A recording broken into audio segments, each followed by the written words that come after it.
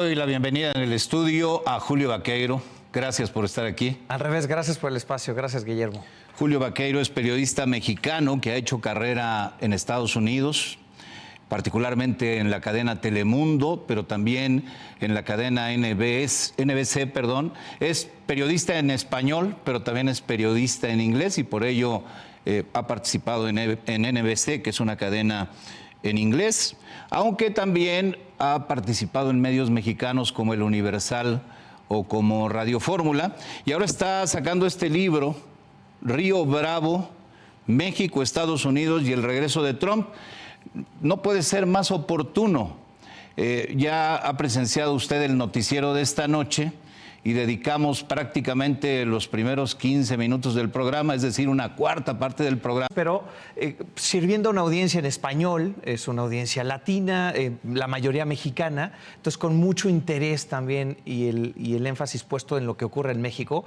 Así que más o menos Río Bravo es un libro reporteado con las coberturas que hemos tenido en los últimos años y es un poco contar lo que ocurre de forma simultánea y paralela, tanto en México como en los Estados Unidos, en un año que fue electoral, el anterior, y ahora este reajuste con dos nuevos gobiernos en los dos países, y como dices, Guillermo, con el mundo de cabeza. Sí. Bueno, tuvimos elecciones en efecto en México. Estuviste en la cobertura electoral de México, luego en la cobertura electoral de los Estados Unidos.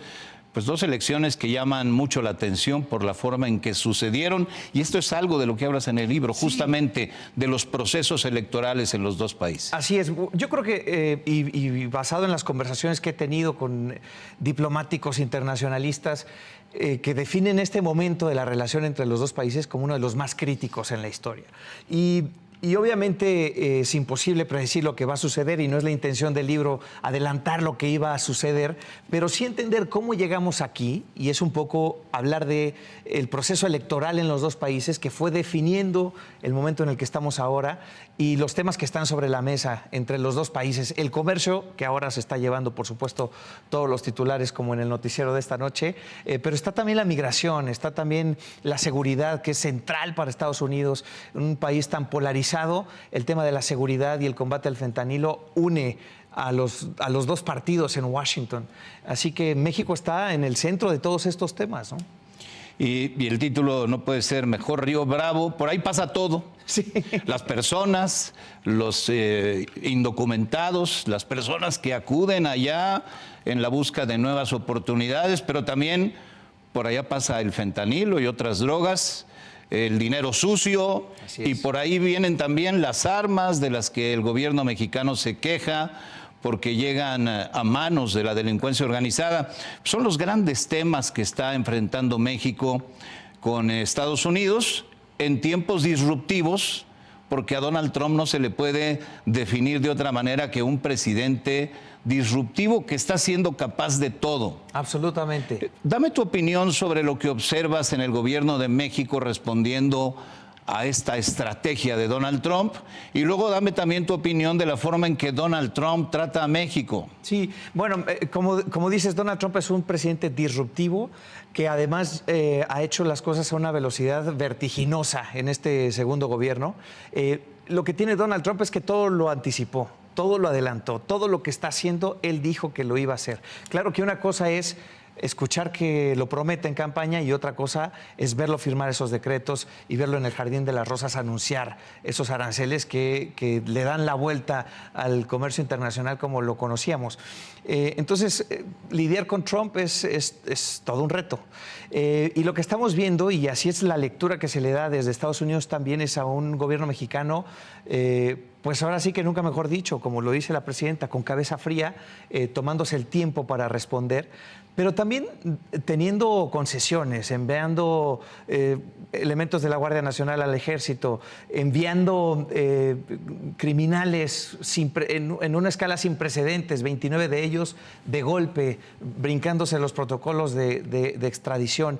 Y pueden ser concesiones y puede ser también una convicción del gobierno mexicano que cree que es lo necesario y lo importante, pero al final sí agradando al gobierno estadounidense para tratar de pues reducir el impacto de las políticas de Donald Trump. Y al final, la realidad es que, a pesar de estas concesiones, México sí también está enfrentando aranceles como los está enfrentando Canadá, que ha tenido una estrategia completamente opuesta, ¿no? Eso te iba a preguntar justamente. La estrategia de México contrasta con la estrategia canadiense, que si bien no ha cerrado el camino del diálogo, el nuevo primer ministro habló telefónicamente con Donald Trump y se ha abierto una posibilidad de diálogo. Lo cierto también es que Canadá sí está caminando en la aplicación de aranceles recíprocos para responder a Estados Unidos. México y Canadá tienen la ventaja de que tienen el paraguas del TEMEC. ¿Cómo se observa allá en Estados Unidos lo que pueda pasar con el TEMEC? Es muy interesante este TEMEC, que además fue el propio Donald Trump el que lo renegoció, y la posibilidad de que sea él quien termine por echarlo para atrás nuevamente es paradójico y es irónico incluso. Pero ahí está esa posibilidad.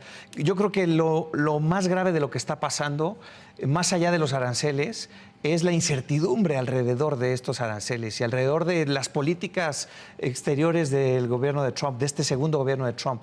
El no saber lo que puede venir, no saber si van a venir o no más aranceles para México, o no saber si el paraguas del TEMEC está en juego o no. Esa incertidumbre es probablemente lo que más lastima a inversionistas y consumidores de los dos lados del río Bravo. Sí, el 2 de abril, en el Día de la Liberación Económica, como le llamó Donald Trump, The Economist lo refirió de una manera muy distinta, el Día de la Ruina Económica del mundo, ¿no? Donald Trump dijo que es el peor tratado que ha firmado el gobierno de los Estados Unidos, pero lo firmó él. Él concluyó la negociación y lo firmó. Sí. Pero deja en la incertidumbre, como refieres, qué pueda pasar con el tratado, porque él lo firmó, pero ahora dice que es el peor que se ha firmado en la historia de Estados Unidos. Así es de que sí genera mucha incertidumbre. El tema para Trump me da la impresión, no ha ocurrido en materia migratoria la extradición o expulsión de miles de personas ilegales como se esperaba.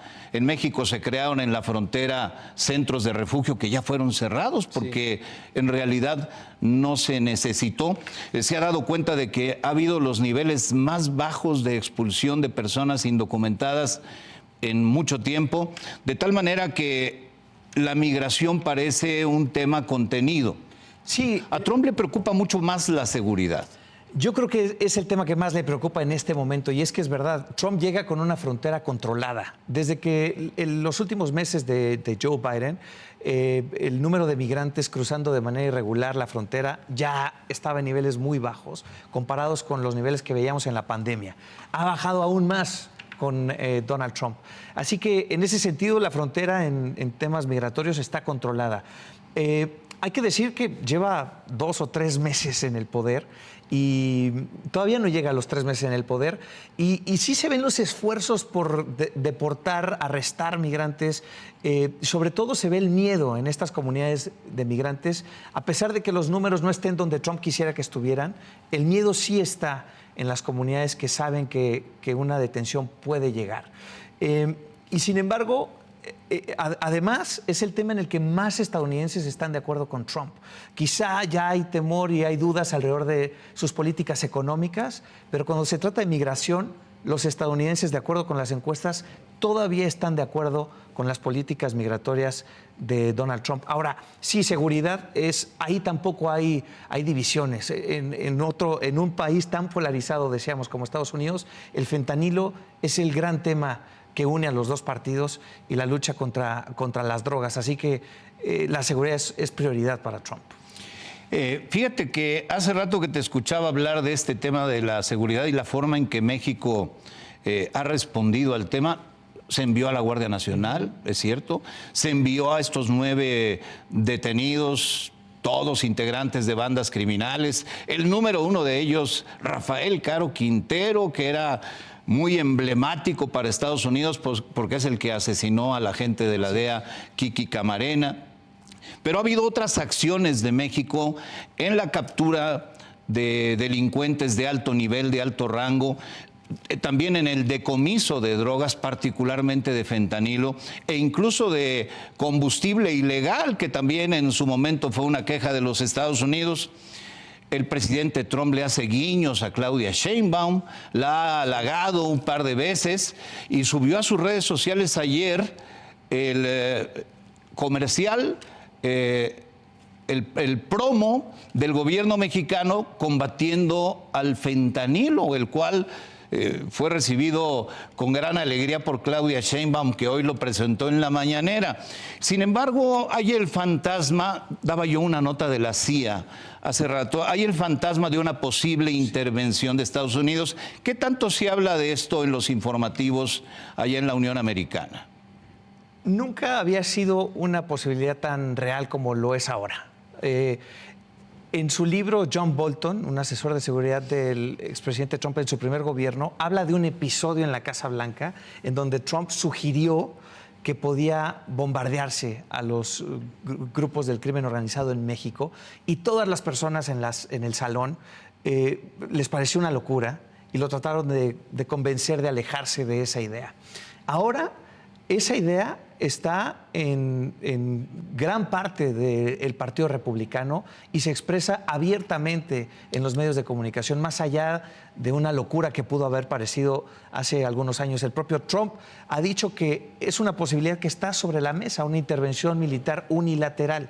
Y nunca antes habíamos visto un documento de la Casa Blanca con el sello oficial diciendo que el gobierno de México tiene una alianza inaceptable con el crimen organizado.